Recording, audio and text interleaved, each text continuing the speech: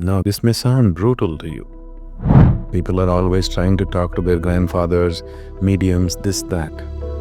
There have been many experiments where certain things were done to see that two people came over again and again together, repeatedly.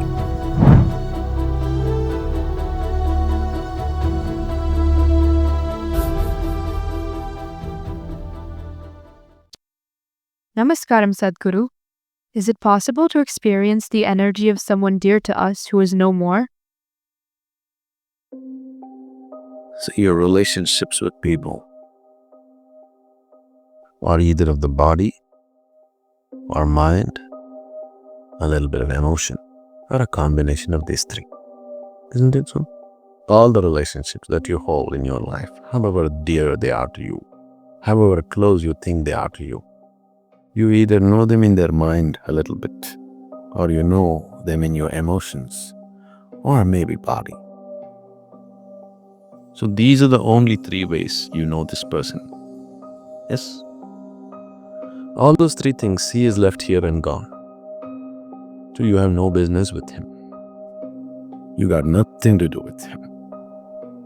People are always trying to talk to their grandfathers, mediums, this, that. And I know for a long time they've been advertising that when you die, you will go and meet your family up there in heaven. Most horrible thing to tell people is that when you die in heaven, your whole family is waiting for you to receive you there. See, now this may sound brutal to you, but I want you to look at life the way it is.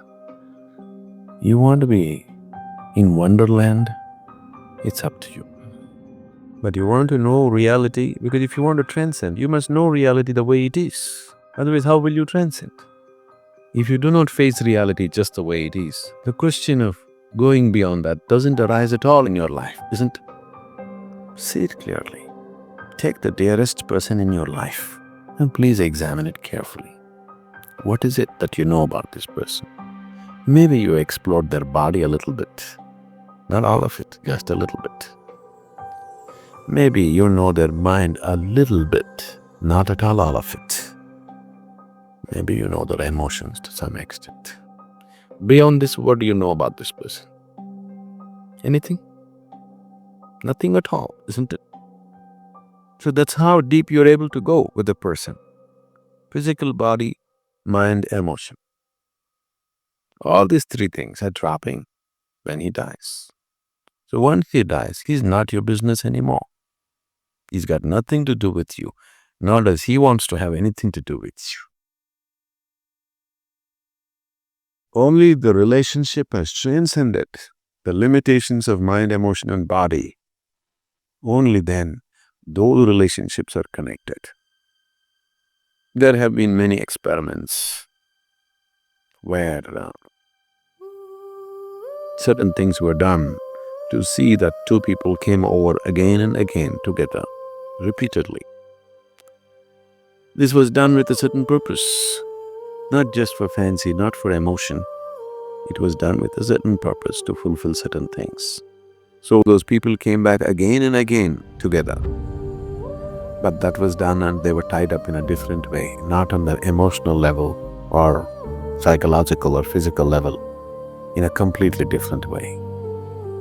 Unless something else has been touched, you have nothing to do with this person once the body drops, because everything is just there. Conscious mind and the body drops means you lost contact with that person. See, somebody gets Alzheimer's and he doesn't know who is his wife or his child or anything anymore. Isn't it just because the mind is gone? Just because the mind is gone, they don't even recognize you anymore. It's over. And with death, do you think they'll recognize you? Please look at it sincerely, rather than just fooling yourself. So, your involvement with people is just this much: physical, mental, emotional. Those things have no relevance once somebody has left his body. So your business with them is over. You know, Jesus said, leave the dead to the dead. So, when people die, what can we do? What can we do? Is it about you or them? If it's about you, there is one thing to do. It's about them, there's another thing to do. We can do something for them also within a certain span of time if they have died in a particular way. About yourself, when somebody is gone, somebody who's very dear to you is gone, naturally this happens to you, but people take it to the extreme. When somebody dear to you dies, whatever the tender moments that you have known with that person come back to you and feel, oh, how it was. Otherwise, some moments come back and say, oh, I should have done this, but I treated him like this, I deceived him, I did this, I did that, No, somebody is dead. When somebody is dead, if you can enhance your life with this death, that's beautiful. Just because when somebody is dead, a situation has become intense in a certain way. Because a sudden dislocation of anything creates an intense situation for you, isn't it? Those are wonderful moments. Those are moments that you must make use of for your growth. So this is a time to bring gentleness, tenderness, and also seeing your own impermanence